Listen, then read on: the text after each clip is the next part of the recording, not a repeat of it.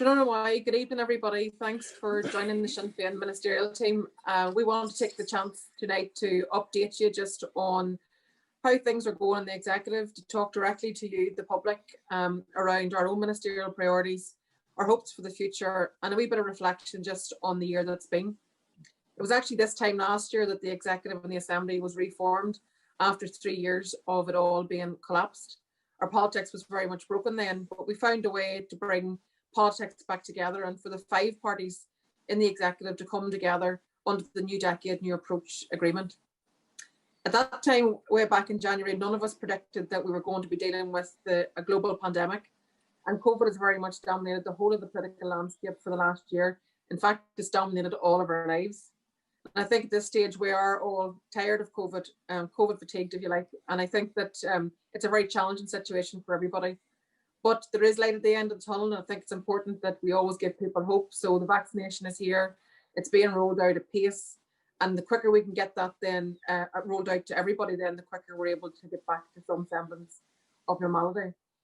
So COVID and Brexit have very much been to the fore throughout the recent months, throughout all of this first year of the executive, and they have dominated. And obviously we've now found ourselves in a situation where we're outside of the EU, against our wishes, because the majority of people here voted to remain, and we'll talk a wee bit about that this evening also. So I think what I want to do is maybe just kick off just by telling you a wee bit about the executive, to say that there are 5 different political parties around the executive table. That's a very difficult circumstance to manage. It's very challenging for us as ministers with different political ideology who have a completely different approach to things compared to perhaps ministers in other parties. However, we have to find a way to work together in the public interest, and that's what the Sinn Féin team are certainly doing. So I'm delighted this evening that we have our Communities Minister, Derdy Hargey, on this Facebook Live with Declan Kearney, who's our Junior Minister, and Conor Murphy, who's our Finance Minister. And we're here to listen directly to yourself and to talk directly to yourselves as well. So what I want to do now is maybe just kick off by saying that whilst the political year has been dominated by Brexit and COVID, there has been an opportunity to deliver some very positive things, I think, in the executive. And I think it's important that you highlight the good things that happen, as well as the challenges which we all have as ministers. So maybe if I start with you, Conor, you were part of the negotiation team that actually brought about a lot of the commitments that was achieved in the New Decade, New Approach agreement. And perhaps you might want to say a wee bit about just the things that we have been able to do and the positive things, but then also there's obviously outstanding things still to be delivered upon. Yeah, thanks, Michelle. And as you know, part of the New Decade New Approach was a financial commitment from the British government, and they very quickly reneged on that, and that has left us in a challenging position. And we have had to meet as you have said, the huge challenges that COVID has come. And while we, I suppose, struggled with all of that because that required decisions that no executive had ever been confronted with before. We also had to put in place very efficient systems to try and get support to our health service, which was at the cold face of fighting the pandemic and continues to be very, very challenged in relation to all of that, to business support, to support for the vulnerable through Deirdre's department. And we have allocated almost £3 billion worth of money that we had not got at the start of the year to try and do that. And that has assisted greatly communities, businesses, workers, their families, but also assisted those in the front line of the health to try and deal with that. One of the first decisions that we took was to support the nurses who had been on strike, to ensure that that pay was returned to them. And we have been able to do other things. While COVID has almost overtaken every aspect of government work here, we have still got on with some of the challenges that there were. We have, got money into the city deals. That has allowed us to move forward in relation to particularly the Derry Strabane one and the expansion of McGee College and the huge importance that is for the Northwest generally in terms of economic regeneration. So we were very pleased to advance that work at this time.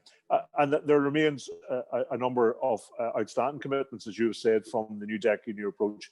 Language and language legislation, although we have moved ahead in this department in relation to Translation Hub and other measures that we have committed to supporting language development, the development of the Irish language in particular. There are legislation pieces to be done. We want to see those happen very, very quickly. That they were a key element of the decision to return to the executive. They were a key issue right over the whole course of the negotiations. And so delivery on those is going to be very, very important in the coming weeks.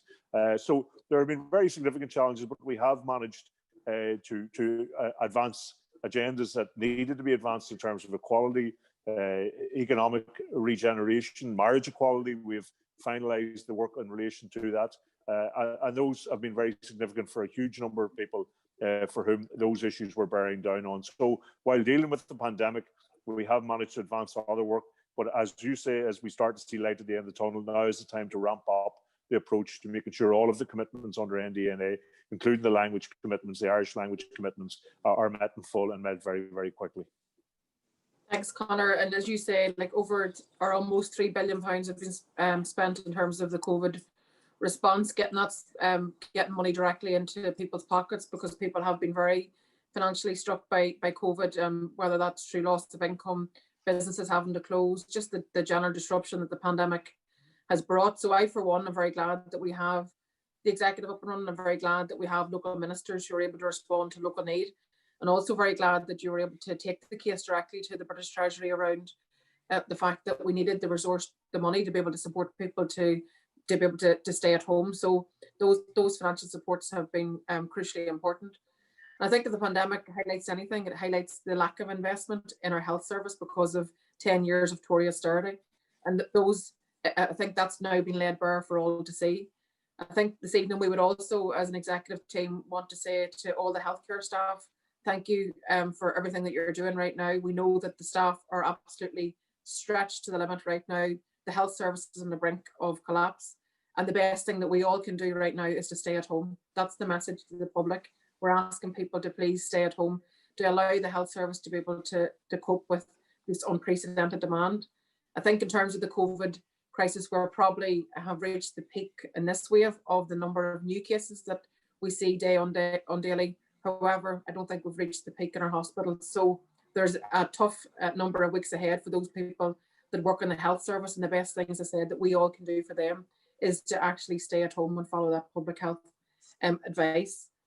Deirdre, as the Communities Minister with a wide portfolio responsible for many areas, not least anti-poverty strategies, big stadia developments like casement.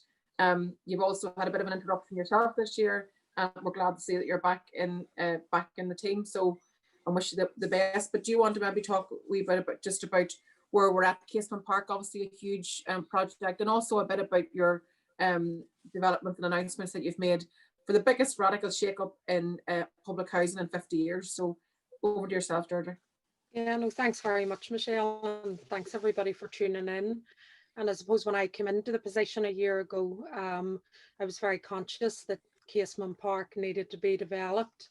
There was an aspiration, not just within the wider GAA family, but indeed within the community in West Belfast and across the city, and indeed across the north, that we needed this stadium developed in line with the other two stadia.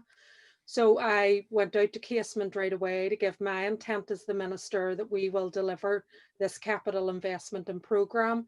I am glad the lobbying that was done externally by the broader GAA family, and indeed by political activists as well, that the Infrastructure Minister then made the decision on planning to approve the application. And indeed, I've continued to work with the Minister in terms of getting the green form written up and planning. I'm meeting with the GAA and indeed my officials on a regular basis to ensure that the business case is developed and finished as soon as possible. And then we move to the phase where we can get into the tendering process and getting the stadium built. I was in Casement Park as a young person as part of my camogie team, and I want to see the next generation of young Gaels play in that facility, and indeed all of the Gaels across Ulster.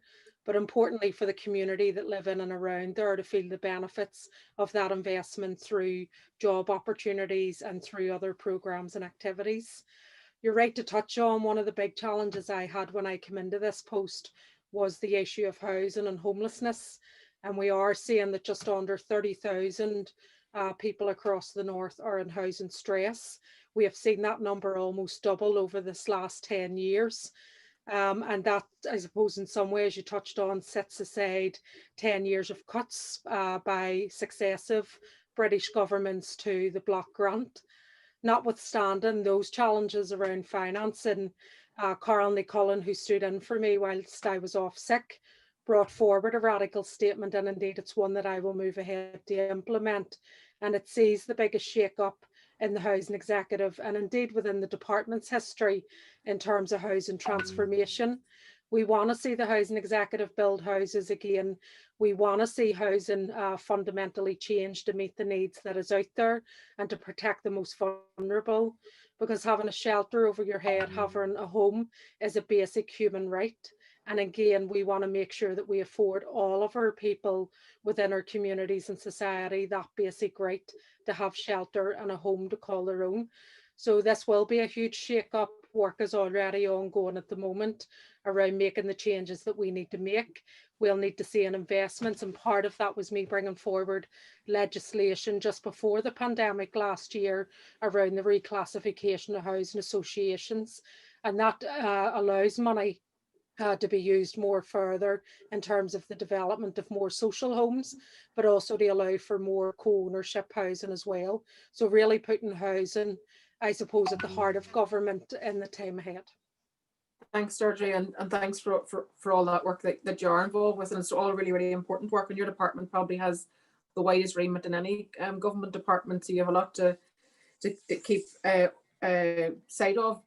Declan, just in terms of the other big issue of the day, which is obviously Brexit and the fact that we have now left the EU after 4 years of debacle. But I think that obviously the implications of Brexit are going to be felt for generations to come. But you're somebody who's at the coalface of dealing with the Brexit issue in the executive, and maybe you might want to talk a wee bit about that. Yeah, thanks, Michelle. And I think it's really important whenever we come back to these discussions around Brexit that we continuously remind ourselves why there is a Brexit. It was never about a change in economic relations or a need for a change to economic relations with the European Union. This calamity came about directly as a result of a civil war within the English Tory party. And the referendum in 2016 was all about internal Tory management. And therefore, you're quite right to say we are now out of the EU. We've been taken there against our will. So too, by the way, have the people of Scotland. But that's as a direct result of narrow English nationalist interests vying with each other in relation to political influence and control within England, I would hasten to add, because I think the repercussions of Brexit are going to extend beyond just the impacts on Ireland. I think that it now raises very, very fundamental questions as to the viability of what historically has been known as the British state. And there are huge question marks, I think, now going to arise in May of this year in relation to the future of Scotland and its relationship to England and Wales in the time ahead. But for this discussion, the management of the negotiations over the last period, I have to say, have been catastrophic. We saw the British government, this English Tory government, continually play chicken with the European Commission, and the only casualties are rising from that reckless, irresponsible approach which they took to what I have to say, and I've been down the negotiation road many times like yourselves. These were not negotiations. They didn't come at the negotiation and the discussions with the European Commission in any serious way, because ultimately they were being driven by ideological interests as opposed to trying to find the best kind of a deal in these circumstances. So reminding ourselves as to why we're in this situation is important. We are now out of the EU. So we as a party in the executive and as a party organised nationally alongside many of those other political and civic and economic interests that do in fact have the concerns of the island economy at heart, now need to ensure that the protocol is implemented in full. It's the least worst outcome in the circumstances that we find ourselves, but it is imperative now that that protocol is maintained, it's fully implemented. I think we have to stay very close to our business community. Let's remember that we as a party represent very specific community and class interests. We need to ensure that the interests of our small and medium-sized businesses, our small farmers, our fishing community, and workers right across the island and their families are always at the centre of our interests. So we have much work to do to ensure that this British government is held to account, that we maintain and ensure full implementation of the protocol, that the interests of our businesses are assisted to the greatest extent possible, that they're given as much clarity and certainty as possible in these very difficult circumstances. And I think we have to continue to remain very closely engaged with the European Commission as a party, Michelle, and for yourself as a joint head of government in the North, that our executive remains very closely engaged with the European Commission, and that we don't allow our interests to be subordinated to the type of approach that this English Tory government will take in the future discussions. Thanks, Declan. I suppose just 2 points. I mean, there's currently obviously a lot of concern among the business community around being able to move goods from Britain to here. And there's obviously, you can see that there's some empty shelves in supermarkets, etc. And that's all as a direct result of the fact that the British government didn't prepare, that they run the deal right down to the wire. The fact that businesses and the British side actually haven't had a chance even to prepare for the changes that are now afoot. So what we see now is the implications of that, whereas the businesses here in the North have been absolutely ready because they knew this was coming and they were planning for every eventuality because there was so much uncertainty. But now we have what one business group actually described as teething problems because of the fact that the readiness on the British side wasn't there. So I think there's going to be, unfortunately, some more disruptions the next number of weeks. But for those in the DUP and others that reach to blame this on the protocol, they should look closer to home because Brexit was conceived and delivered by the DUP and the Tories, and I think that's not lost on the wider public.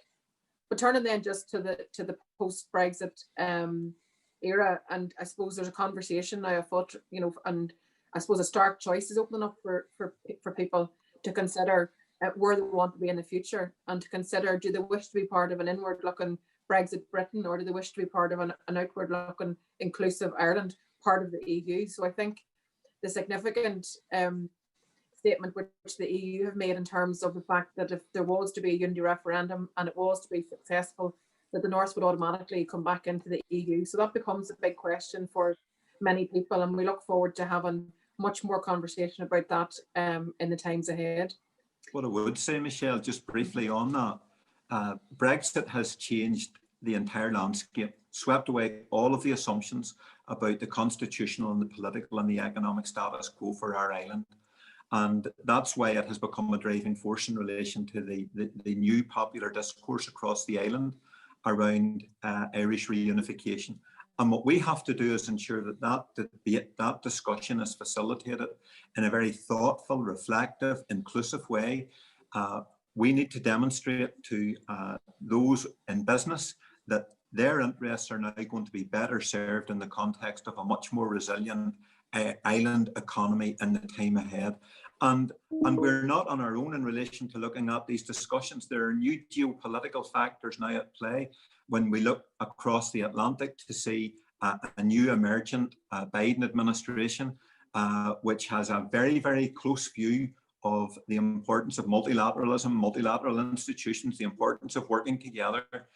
So I think there are many, many opportunities. We face many challenges, but there are huge opportunities now for us to look at the scale and the detail of what a new constitutional settlement on our island could look like, not just in political terms, but in economic and social terms also. Absolutely, and that's why we make the claim that now's the time to plan for this. Now is the time to have that conversation. we should never fall into the trap of doing what was done in terms of Brexit, where people were given so much misinformation, actually untruths on many of occasions. So it's important that detail is out there and that people can engage it. And people will always vote in their own selfish interest, and that's the nature of life. And I think the more information that people have, then the more informed they can be in terms of planning for the future. So I think we certainly will play our part in that conversation, and we encourage many others to also get engaged. There's nothing to fear from looking towards a better constitutional position for us all, one where both Irish and British identity can be respected and live side by side. So that's we're certainly looking towards having those conversations. I think maybe then just, I mean, part of the assembly, there's three elements to politics here in the north. So there's relationships within the executive itself. And as I said at the start, that can be very strained at times. It can be very difficult and very challenging, but it also can deliver as well on many fronts. But the other parts are obviously the north-south cooperation, and certainly whenever the assembly was restored, so also was the north-south ministerial council, and all the north-south bodies then were populated again. And there's a lot of work now underway. Conor, do you want to maybe just talk a wee bit about the significance of all that work across all those bodies, and particularly given the COVID crisis, you know, the fact that we had an island advantage that perhaps wasn't used to the best effect?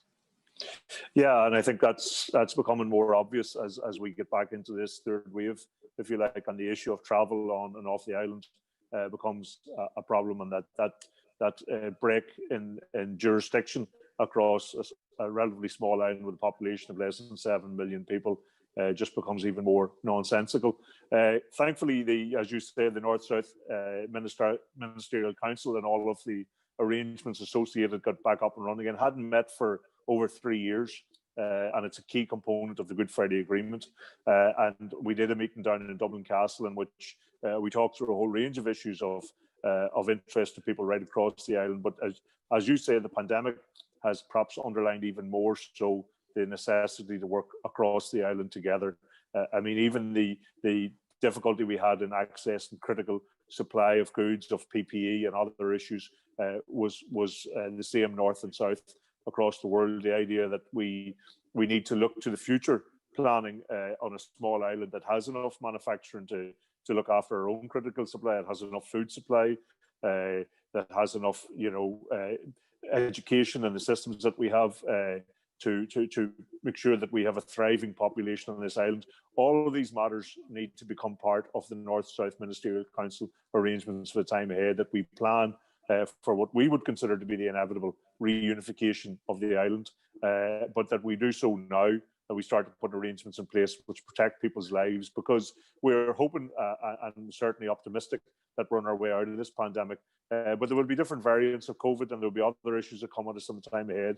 And there are huge lessons to be learned about public services and the value of public services, about the ability of an island to look after itself and the population that live on it. New Zealand is a very good example for us. And the North-South arrangements that we have currently are the vehicle in the here and now to do that. And of course, we want a much bigger conversation about the future of the island. So I'm glad that in my role as finance minister, we've had an ability to start to put the budgets back together to make sure this North-South arrangements work properly. And in terms of Peace Plus, we have managed to get that fund up to about €1 billion for the next project, the next programme for Peace Plus, which I think will benefit communities right across the north and in the border counties. So there's much work to be going on with. There are big projects there to be done, and there's much harmonisation to be done across the island. And that is a key component of the Good Friday Agreement, and I'm very glad that it's back up and running again. Thanks, Conor. I think that, as I said from the very outset, this today marks 1 year since the Assembly and the Executive was restored. And as I said, I'm glad for one that the Executive has been in place and that we have been able to show political leadership through this period of just such uncertainty and fear among people, because the pandemic is not something any of us have ever lived through before. So it's new in all of us. But I do think that we certainly play our part in the Executive as part of, as I said, the 5-party coalition, which is very challenging. And quite often I think there can be a very lazy narrative sometimes painted that it's all about the two big parties, and that's not the case. Sinn Féin are committed to working with all Executive colleagues and all executive parties, and continue to do so. And we've demonstrated that the whole way through the Brexit debate, and we've demonstrated it when it comes to the progressive issues. But I do think that the public want all political parties to work together to lead through this pandemic and to get us out the other side. And there is, as we said, that hope at the end of the tunnel, and something that we all can look forward to, some sort of normality again when the vaccine is rolled out. But there is going to be a lot of bumps in the road until we get to that point, there's no doubt. So for the here and now, we have to be very focused on staying safe, minding each other, looking out for one another, staying at home. That's the simple public health message right now. Please stay at home. We all think about the healthcare staff that are going above and beyond for us right now. None of us ever know whenever we or someone in our family may need the health service. So think about that. Think about the healthcare staff who are overrun right now, and we do all that we can to support them. We, as a national movement, an all-Ireland party with councillors and nearly every council in Ireland, with MLAs, with MPs, with TDs, with Shanador, with MEP, we work for you, work for families, work for workers, work for businesses. We work to bring about change across this island for the betterment of everybody, and ultimately for our objective of uniting this country. And we believe that is in the interest of everybody that shares this island. So in the short term, we certainly have huge challenges. In the longer term, we believe there are huge opportunities, and we encourage you to reach out to the party, reach out to your local representative, reach out to our ministers, reach out to our elected representatives across all the different fora. And we're there to represent you. We're there to speak up for you. And certainly, if you feel inclined, get on our website and actually sign up and become a member of Sinn Féin, because we are the fastest growing movement across this island. And given all the challenges of today, there's, I think, exciting opportunities on the horizon, and I'm sure many people want to play their part. So thank you for joining us this evening. We are delighted to have the chance to speak to you this evening, and we look forward to many more engagements like this in the time ahead. Stay safe.